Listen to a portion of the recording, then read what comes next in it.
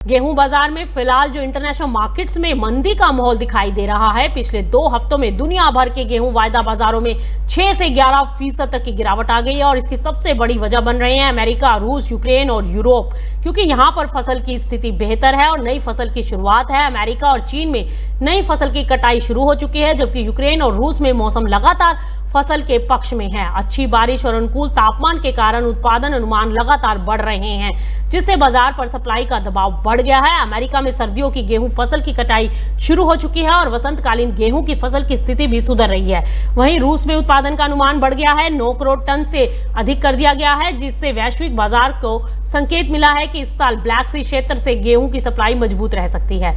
दूसरी तरफ यूक्रेन के निर्यात भाव भी लगातार घट रहे हैं। खाद्य गेहूं के दाम ब्लैक सी पोर्ट पर $219 से $221 प्रति टन तक फिसल चुके हैं। ऐसे में व्यापारियों का कहना है कि खरीदार अभी नई फसल का इंतजार कर रहे हैं, जो कम कीमत पर उपलब्ध होने की उम्मीद है।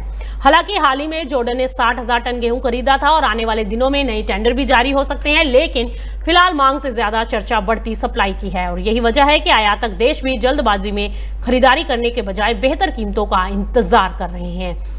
आपको बता दें कि इस समय कुल मिलाकर फिलहाल वैश्विक गेहूं बाजार पर तेजी नहीं बल्कि रिकॉर्ड उत्पादन और बढ़ती सप्लाई का दबाव हावी है।